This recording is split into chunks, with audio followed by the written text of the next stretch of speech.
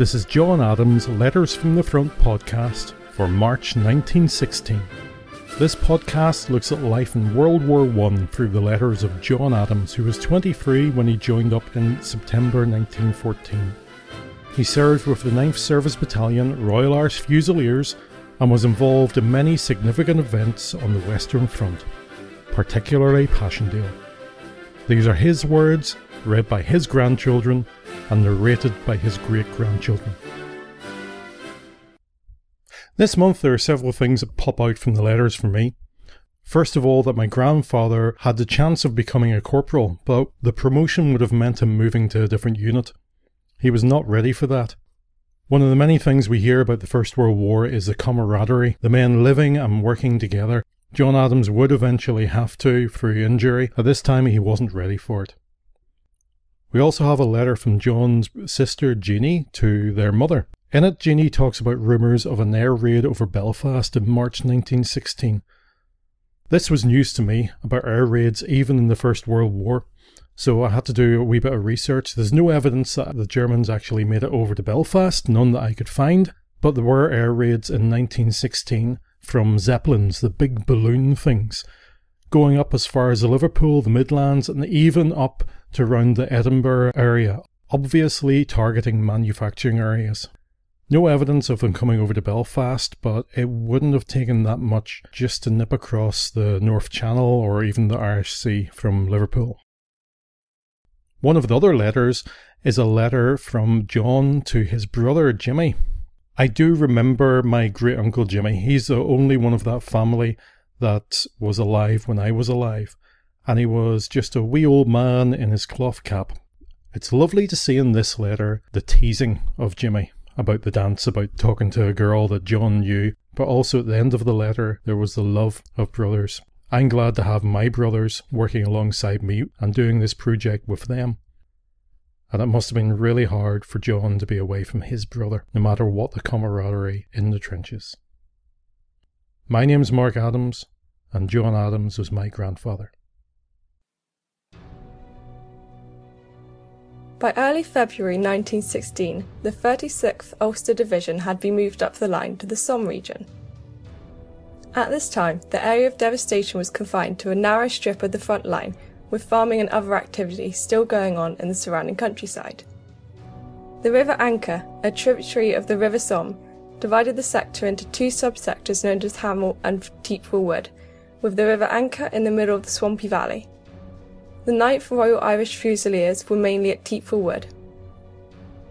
By the time John Adams reached this area, the trench system was well established, but the appalling weather meant that the trenches were knee-deep in water, making drainage a key problem. Snow blocked some communication trenches, and when it thawed, it caused the sides of the trenches to collapse. The men spent their time either on patrols or making improvements to the trenches, as much in conflict with the weather as with the Germans. Being in reserve was not an easy life, as it often included hard labour. On March the 15th, a large working party of 500 men of the battalion dug a new communications trench 5 foot deep, 4 foot wide at the top and 2 foot wide at the bottom, for 300 yards. On the 17th of March 1916, St Patrick's Day, it provided much needed celebration for the Irish regiments. From 6 a.m. there were bands, marching and presentations of shamrocks. In the afternoon, football matches were played against the 14th Royal Irish Rifles, where the 9th RAF won. The day finished with a concert in the evening. By the end of March 1916, the 36th Ulster Division had responsibility for the line between Hamel and Teepwell Wood.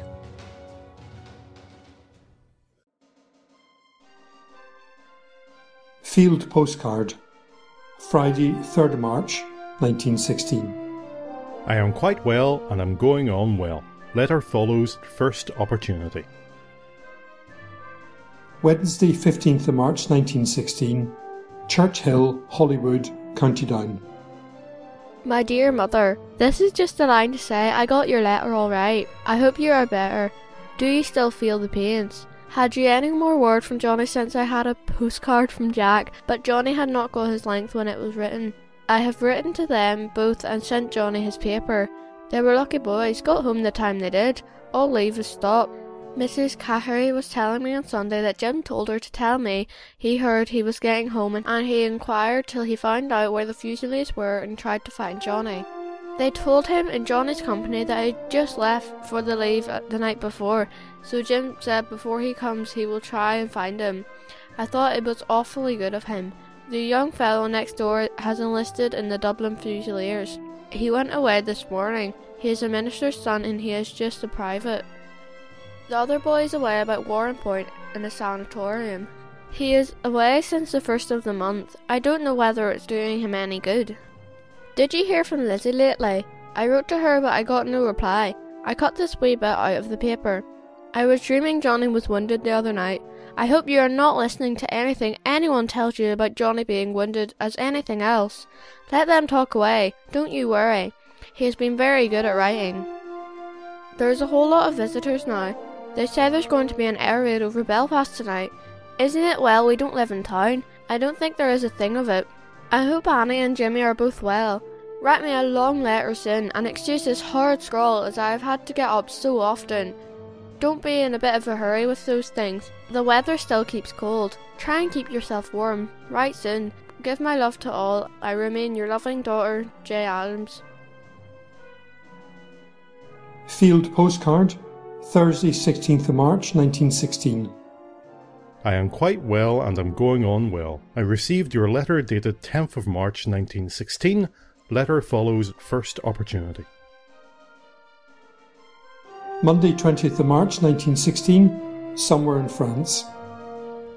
My dear mother, just a few lines to let you know that I am still in good health, hoping this will find yourself and all at home the same. I am very sorry that I have been so long in writing to you, but it was not my fault, as we have been rather busy since I came back, so you cannot have much time to yourself for letter writing. But as you know, I send a card at least once a week, and sometimes it's all I have time for. Well, I got back safe at any rate, after some knocking about, which none of us enjoyed, but we had to put up with it.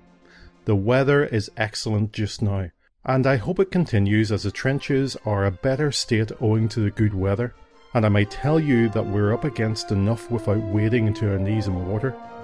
Well, I have got all the letters and parcels since I got back all right, and I just thank you for your parcel. I have also written to thank J. Morton for hers, which was a beautiful pocketbook. We got the 17th over, which was given to us as a holiday, being out of the trenches at the time. Each man being given a sprig of shamrock, which we all enjoyed having very much. One has to be away from Ireland for a while before you can understand what it is to get something from it. And no wonder those away relish getting a sprig of shamrock so much. And when my feet touched the platform at Dundalk on our homeward journey, I thought new life had entered my body. That is what it is like to be away from home. I got your card and Annie's last night. But tell Annie she need not put corporal on the letter, as I have not got my appointment yet. I could get it again in another company, but refused it again. As I told you, I do not want to leave where I am, and no room in our company for a full corporal yet. So she need not put it on until I tell her. Well, I think that is all I have time for now, but as long as you know I am all right. Goodbye. I remain your loving son, John. Field postcard, Thursday 23rd of March 1916. I am quite well and am going on well. I received your letter dated 18th of March 1916. Letter follows at first opportunity. Field postcard, Sunday 26th of March 1916. I am quite well and going on well. I received your letter dated 18th of March 1916. Letter follows at first opportunity.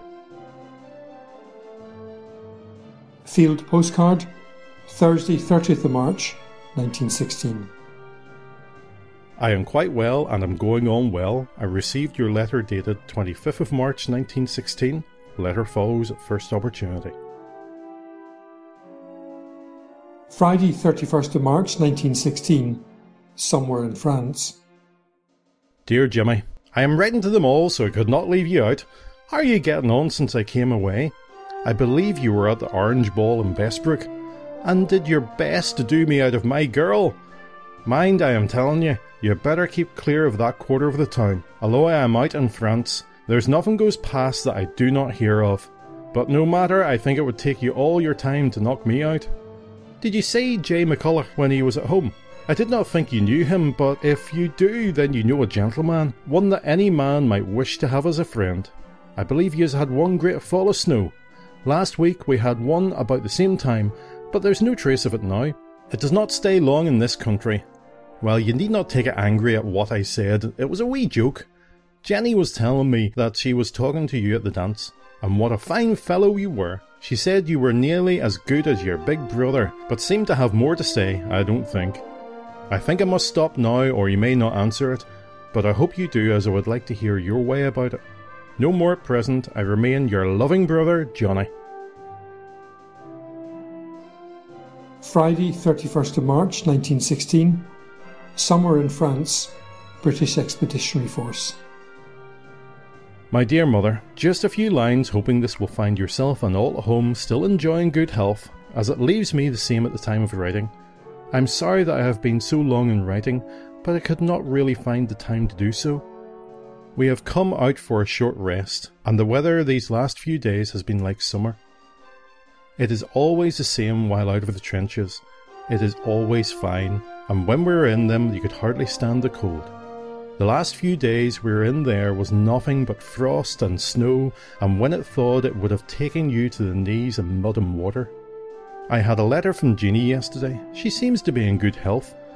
I have not much news to write this time. It is very hard to write a letter from here, for you do not know what to say for it to be right, so the least said the sooner mended. But as long as you know I am well, I suppose that's all you want to know, for yous all know more things at home than we do out here. I think this is all at present, but I will write soon again, whenever I get the time. I remain your loving son, John Adams.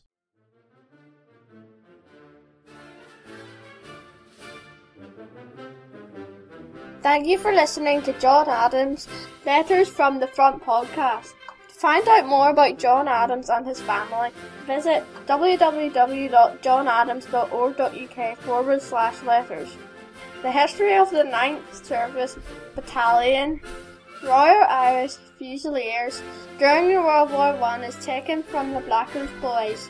Visit them at www.9irishfusiliers.co.uk with the number 9.